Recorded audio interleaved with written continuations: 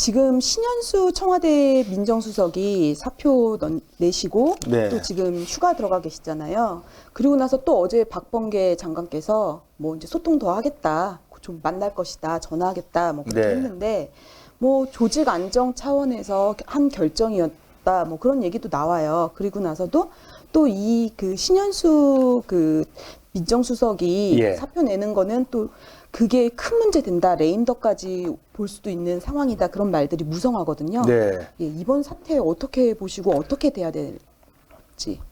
우선 그 신현수 민정수석의 사표 제출은 네. 그 레임덕이라는 평가가 틀린 이야기는 아닙니다. 근데 이건 이제 임기 말에 우리 같은 대통령 단임제 국가에서는 임기 말에는 다 레임덕 현상이 올 수밖에 없어요. 근데 이게 그 신현수 수석의 사표가 레임덕의 명백한 징후냐 아니냐는 이제 논란의 여지가 있습니다만 당연히 이제 한 1년여 남아있기 때문에 민주당에 만약에 새로운 대권 주자가 있으면 거기에 권력의 쏠림이 또 생기게 되고 그리고 야당으로의 정권 교체가 굉장히 가능성이 높고 가시화되면 청와대에 있는 관료들이나 정부 부처 관료들도 당연히 이 다음 야당의 정권 등장에 귀를 기울일 수밖에 없어요. 그게 이제 레임덕 징후로 나가게 되는데 저는 이번에 신수석의 사표는 레임덕이라는 관점보다는 더 좀 문제가 되는 관점이 뭐냐면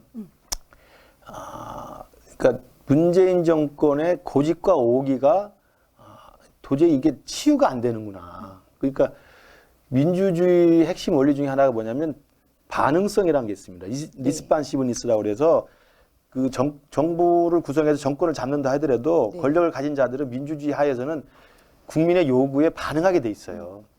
그러니까 1년 내내 지난해 추미애와 그 윤석열 사이의 그 추운 전쟁을 보면서 국민들이 이제 제발 그만해라.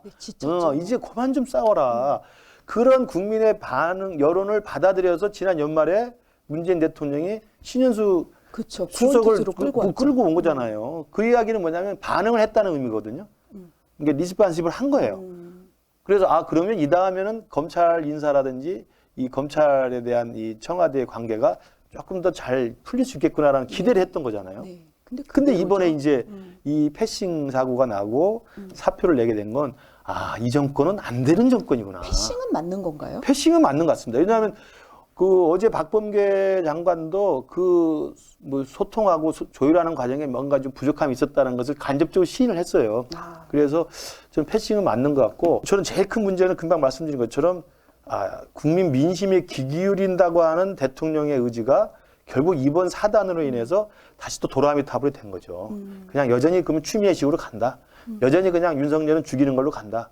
여전히 그냥 검찰개혁이라는 컷 구호를 가지고 내가 검찰 압박하겠다는 걸로 정리가 돼버린 거거든요. 청와대가. 그런 면에서 보면 이 정권이 정말 고집불통, 민심에는 귀 기울이지 않는 나만 옳다고 하는 그런 그 대책 없는 정권이 됐다는 면에서 저는 제일 큰 문제라고 보고요.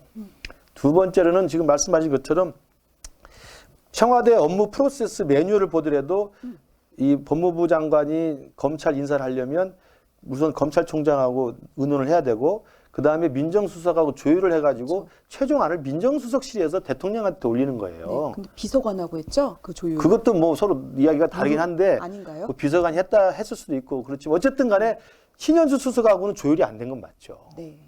그러면 신현수 수석하고 조율이 안 된 상태에서 단독으로 올려서 대통령이 제가 했다는 거 아니겠습니까? 그럼 이것도 저는 두 가지. 대통령이 그래? 이거 둘이 합의를 하고 온 건가라고 생각해서 했다고 한다면 이건 무능한 대통령이죠. 누가 봐도 신현수는 반대 의견을 냈었고. 합의를 했다 그러면 무능한 대통령. 합의를 했다고 생각하면 이건 청와대에 대한 이거 사태 파악이 안 되는 거잖아요. 또 두 번째로는 그리고 신현수 수석의 의견과 박범계 법무장관의 의견이 다르면 이걸 누가 그러면 가리말 타줘야 됩니까? 대통령이 타줘야 되는 거. 대통령이 야 너희 둘이 알아서 합의해봐라. 이런 무책임한 대통령이 있어요. 야 이번에는 신현수 말이 맞아. 야 박 장관 신현수 뜻대로 해라고 하든지 신현수한테 야 내가 너를 기용할 때 그 생각인데 생각이 바뀌었어. 다시 나 윤석열 때려잡을래. 박범계로 해. 정리를 해줘야 될 거 아니에요. 그냥 나 몰라라 하고 있는 거잖아요. 그리고 나서 박범계가 제가 단독 안을 올리니까 이거 합의됐나? 라고 도장 찍으면 이건 제가 보면 대통령이 그림자 대통령입니다. 그러면. 근데 대통령님 모르셨다니까. 모르면 무책임한 거지. 모르면 말이 됩니까? 그게. 그리고 둘이 의견이 다른 건 알고 있었을 거 아니에요. 자기가 가르말 타주지 않았으니까 그건 무책임한 거고. 그리고 단독 안으로 올라왔는데 이게 합의됐다고 자기가 생각하는 건 그 착각이고. 그리고 이제 와서 발뺌한다? 저는 오히려 박범계 장관이 저 신현수 수석을 패싱해서 단독으로 올린 것 자체가 굉장히 자기의 그 임명권자인 대통령을 기망한 사기꾼이기도 하지만 대통령도 내가 볼 때는 무책임합니다. 아우, 박범계 장관님이 참 입성할 때부터 시끄럽네요.